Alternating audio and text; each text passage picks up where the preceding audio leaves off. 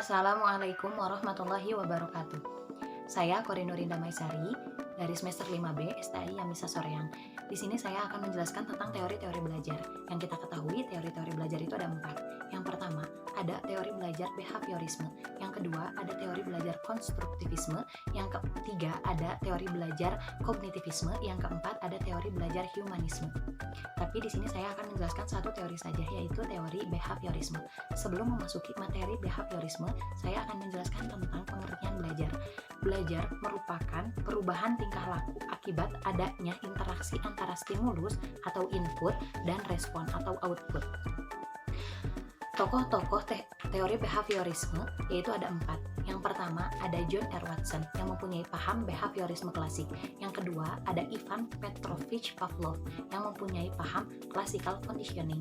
Yang ketiga ada Edward L. Thorndike yang mempunyai paham law of effect. Yang keempat ada Skinner yang mempunyai paham operant conditioning.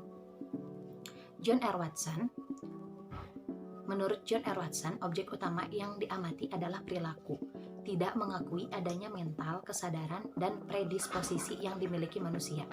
Konsep belajar menurut Watson adalah memperbanyak refleks yang dibawa sejak lahir melalui conditioning. Conditioning merupakan suatu upaya untuk memperkuat ikatan SR dan memberi perangsang sehingga menimbulkan refleks atau perilaku.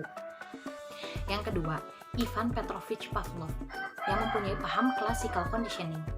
Perilaku semua organisme, perilakunya terjadi secara refleks dan dibatasi oleh rangsangan yang sederhana dan bersifat mekanis.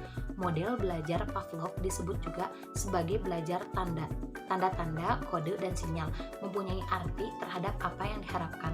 Terjadinya perilaku sebagai hasil dari suatu pengalaman.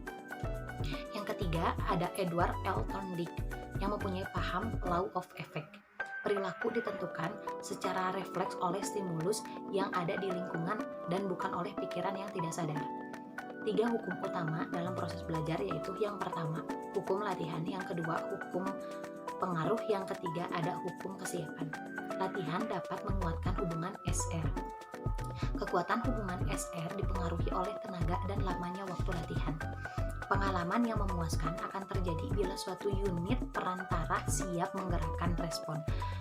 Apa yang dipelajari terdahulu akan memengaruhi apa yang dipelajari kemudian. Yang keempat, ada Skinner yang mempunyai paham operant conditioning.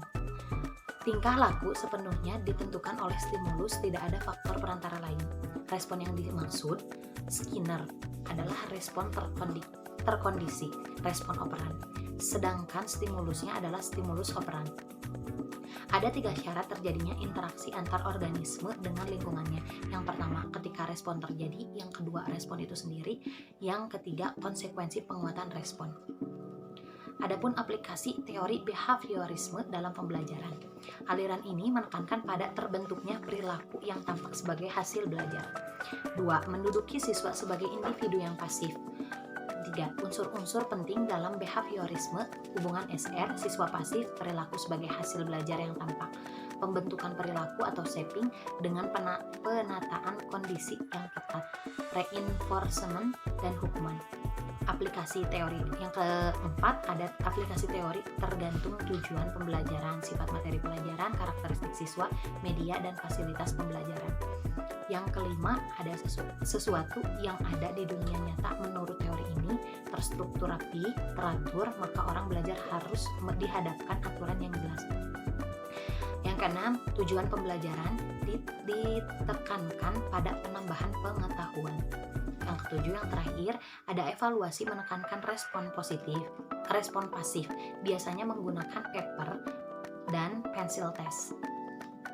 Faktor-faktor penting dalam belajar behaviorisme ada 2. Masukan atau input yang berupa stimulus, keluaran atau output yang berupa respon. Dan terakhir, faktor penguatan baik positif reinforcement maupun negatif reinforcement. Sekian materi yang saya sampaikan dalam kesempatan hari ini.